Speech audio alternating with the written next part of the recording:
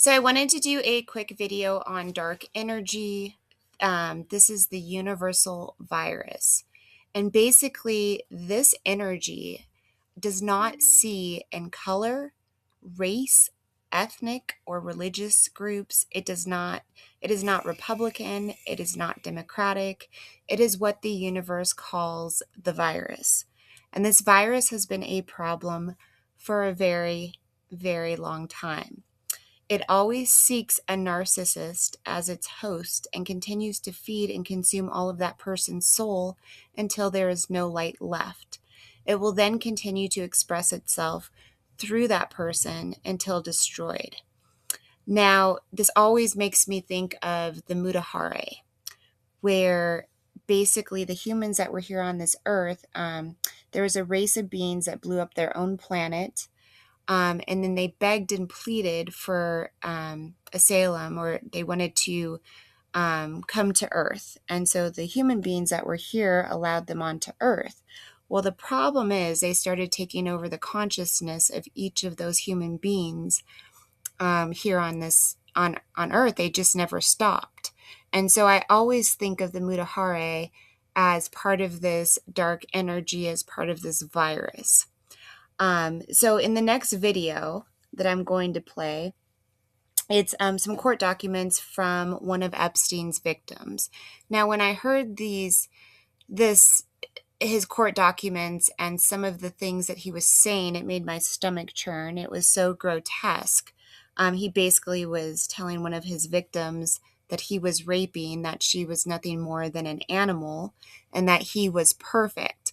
But it made me think of one of our favorite people that we love to talk about here on this Facebook group, and this dark energy, how it manifests in people. Like a horse stall that had short walls on the sides so you could see inside. It wasn't really to keep me and the other little girls inside. It was to make it where we could be viewed. Epstein would walk past each girl, including myself, with a lot of men following him, and they would judge us. He told me I was fat and ugly, so that's what he called me.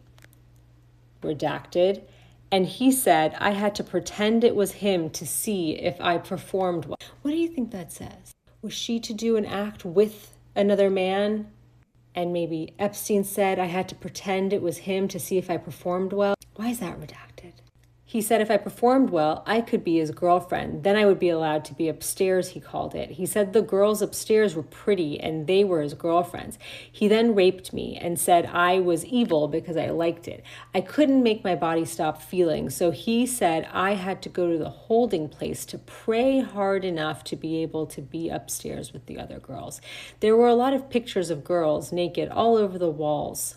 Now we know it's true, if you had any doubt. Because unless you've been inside of his house, you don't know about the pictures of all the naked girls on the wall. Weird thing to guess at. I had to pray hard to be like them, he said. The girls that he said performed well enough went with the line of all the men and they left. Redacted. Why? In Virgin Islands, I was redacted. They stopped there. I was 17 years old. Redacted was blindfolded and taken to an underground location. It had steps that went down. I was raped by Jeffrey Epstein. There were other men that raped me. I was kept in a stall so that men could look at me. He said I was an animal and that he was perfect. If I had sex with him, that I wouldn't be such an animal. Redacted. Like a horse stall that had short walls on the sides so you could see inside. It wasn't. So that is those videos, or that video says it all about this dark energy that kind of manifests in people. And now I wanted to talk a little bit about the duality of this world, because we all seem to fit in one of these categories. We are the empath, the healer of the world, or you're the narcissist, predator of the soul. And I think at the end of the day, this is why it's so important in our healing journey to come into our oneness. When the empath withdraws from the narcissist, it's stripped from their supply and they become an amplified version of what they already were. We are already seeing that with Sarah. it just gets worse and worse. It's like she goes from one person to the next person to the next person. They get more desperate. They get more vital. They're more insistent on control. And you have taken away the sun, which they drew their power. And now they must find another empath, or risk being consumed by the darkness within. Because nobody gets out of here without facing their own darkness. And so I feel that a lot of times narcissists, and I've had numerous of them, plenty of them in my life, project everything onto you, and we absorb.